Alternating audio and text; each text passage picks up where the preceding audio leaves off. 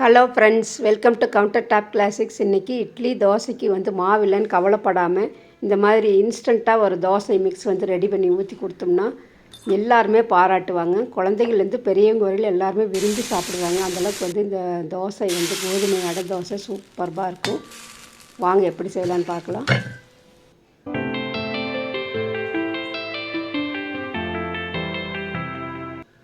இதுக்கு தேவையான பொருட்கள் எல்லாம் எடுத்து வச்சுக்கிறேன். இன்றைக்கி நான் அரிசி மாவு கடையில் வாங்கின அரிசி மாவு இல்லை, அதனால் அரிசி ஊற வச்சு தண்ணி இல்லாமல் வடிகட்டி மிக்சர் ஜாரில் போட்டு பவுடர் பண்ணி வச்சுக்கிறேன். இப்போ ஒரு கப்பு கோதுமை மாவு சேர்த்திக்கலாம். ஒரு 1/4 கப் அளவுக்கு அரிசி மாவு. இது ஃப்ரெஷ்ஷாக செஞ்சது. அப்படியே மிக்சர் ஜாரில் போட்டு அரைச்சி அப்படியே எடுத்து போட்டாச்சு. இது நல்லா ஒரு சாஃப்டாக இருக்கும். 1/4 கப்புக்கு குறைவாக வறுத்த ரவை அல்லது வறுக்காத ரவை நம்ம சேர்த்திக்கலாம். கூடவே பெரிய பல்லாரி வெங்காயம் பாதி வெங்காயம் பொடியாக கட் பண்ணி வச்சுக்கிறேன். அதே மாதிரி ஒரு மீடியம் சைஸ் தக்காளி ஒன்று பொடியாக கட் பண்ணி வச்சுக்கிறேன். இந்தளவுக்கு நல்லா ஃபைனாக கட் பண்ணி வச்சுட்டா தான் நல்லா டேஸ்ட்டாக இருக்கும். கூடவே இஞ்சியும் பச்சை மிளகாயும் பொடியாக கட் பண்ணி வச்சுக்கிறேன், அதையும் சேர்த்திக்கலாம். 2 பச்சை மிளகாய் சேர்த்து வைக்கிறேன். கருவேப்பிலை இந்தளவுக்கு நல்லா ஃபைனாக கட் பண்ணி போட்டோம்னா நல்லா வாசனையாகவும் இருக்கும், ஹெல்த்துக்கு நல்லது. அதே மாதிரி மல்லி இலைகள் நம்மளுக்கு எவ்வளோ வேணுமோ அந்த அளவுக்கு சேர்த்திக்கலாம். இப்போ இது எல்லாத்தையும் சேர்த்து நல்லா விஸ்க் வச்சு நல்லா கலந்து விட்டுடலாம். எல்லா பக்கம் ஈவனாக மிக்ஸ் ஆகிற மாதிரி மிக்ஸ் பண்ணி விட்டுட்டு உப்பு சேர்த்திக்கலாம். இந்த மாதிரி குயிக்காக செஞ்சு தந்தால் குழந்தைங்க இன்ட்ரெஸ்ட்டாகவும் சாப்பிடுவாங்க, டேஸ்ட்டாகவும் இருக்கும். இட்லி தோசை தான் வேணும்னு சொல்கிறவங்க கூட இது செஞ்சு கொடுத்திங்கன்னா இந்த அடை தோசை தான் டெய்லி வேணும் அப்படின்னு சொல்லுவாங்க. அந்தளவுக்கு டேஸ்ட் தூக்கலாக இருக்கும். இப்போ தண்ணி கொஞ்சம் கொஞ்சமாக ஊற்றி நல்லா கலந்து விட்டுக்கலாம். நம்ம கடைகளில் வாங்கின அரிசி மாவாக இருந்துச்சுன்னா கொஞ்சம் ஊறுறதுக்கு டைம் எடுக்கும். இப்போ நம்ம ஃப்ரெஷ்ஷாக அரைச்சி போட்டதுனால, பவுடர் பண்ணி போட்டதுனால அது சாஃப்டாக இருக்குது. அதனால் ஒரு 5 நிமிஷம் ஊறினா போதும். இப்போ நல்லா தண்ணி ஊற்றி ஒரு இட்லி மாவு பதத்துக்கு கன்சிஸ்டன்சிக்கு கரைச்சி வச்சிடலாம். உங்களுக்கு பார்த்தாலே தெரியும், நல்லா கலர்ஃபுல்லாக இருக்குது, டேஸ்ட்டாகவும் இருக்கும், ஹெல்த்தியானதும் கூட. இந்த கன்சிஸ்டன்சியில் கலந்து அந்த லிட்டு போட்டு மூடி வச்சிடலாம். பாருங்கள், இந்த மாதிரி இருந்தால் தான் அடை தோசை வார்க்கறதுக்கு கரெக்டாக இருக்கும். இப்போது லிட்டு போட்டு மூடி 5 நிமிஷம் வச்சிடலாம். அதுக்குள்ளே நம்ம ஒரு இன்ஸ்டன்ட் கார சட்னி ரெடி பண்ணிக்கலாம். இது காந்தி சட்னின்னு கூட சொல்லுவாங்க.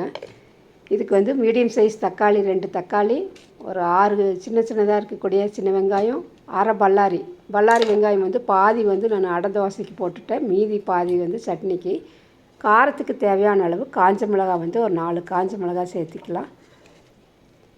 இந்த மிளகாய் காரம் இருக்காது, அதனால் நான் 4 போட்டுக்கிறேன். உங்கள் மிளகாய் பொறுத்து நீங்கள் சேர்த்திக்கோங்க. 2 போட்டால் போதும். காரமாக இருக்கக்கூடிய மிளகாய் இருந்தால் 2 போட்டால் போதும்.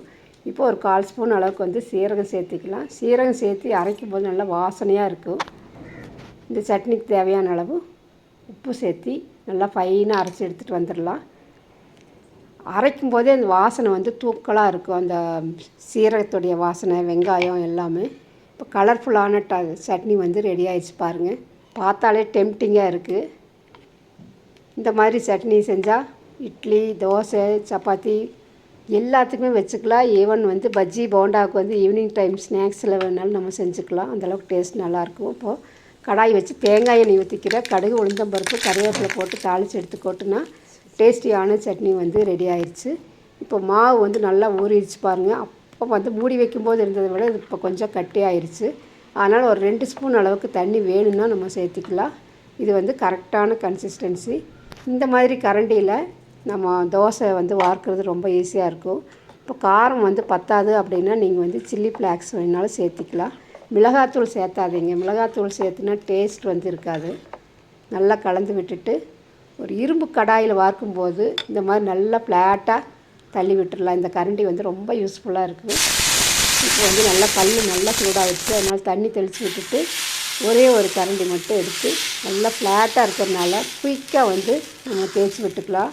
தோசையெல்லாம் அடை தோசை பாருங்கள், நல்லா ஈவனாக வந்திருக்குது. மேலே கொஞ்சமாக எண்ணெய் தெளித்து விட்டுக்கலாம். மீடியம் ஃப்ளேமில் வச்சு கருகாமல் 2 பக்கம் திருப்பி போட்டுக்கலாம். ரெண்டு தடவை வந்து திருப்பி திருப்பி போடும்போது நல்லா கிறிஸ்பியாக இருக்கும். அரிசி மாவு சேர்த்துருக்கனால சாப்பிட்றதுக்கு ரொம்ப நல்லாயிருக்கும். இனி ஒரு தோசை வந்து நம்ம பார்த்துக்கலாம். கோதுமை அடை தோசை அப்படின்னா இந்த அளவுக்கு டேஸ்ட்டாக இருக்குமா அப்படின்னு நிறைய பேர் நினைப்பாங்க. அந்தளவுக்கு டேஸ்ட் வந்து அல்டிமேட்டாக இருக்குது. மேலே கொஞ்சம் எண்ணெய் வந்து ஊற்றிட்டு இரும்பு கடாயினால் இந்த மாதிரி எடுத்து விட்டுட்டு நம்ம திருப்பி போடும்போது ஒட்டாமல் வரும். ஆக்சுவலாக இது வந்து ஒட்டவும் செய்யாது. இப்போ 2 தடவை திருப்பி போட்டு மீதி இருக்கக்கூடிய மாவும் நம்ம ஊற்றி எடுத்துக்கலாம். பார்த்தாலே கலர்ஃபுல்லான கோதுமை அடை தோசை வந்து ரெடி ஆயிடுச்சு. இது லஞ்ச் பாக்ஸுக்கு வேணாலும் நீங்கள் கொடுத்து அனுப்பலாம். இந்த அடை தோசைக்கு இந்த சட்னிக்கு வந்து சூப்பர் காம்பினேஷனாக இருக்கும். எல்லாருமே விரும்பி சாப்பிட்ற மாதிரி டேஸ்ட் வந்து தூக்கலாக இருக்கும். கலர்ஃபுல்லான சட்னி, அதை பார்த்தாலே அப்படியே தொட்டு சாப்பிடணுன்னு தோணும் உங்களுக்கு. எல்லாத்துக்குமே அப்படி தான் இருக்குது. அந்தளவுக்கு வந்து கலர்ஃபுல்லாக இருக்குது பாருங்கள்.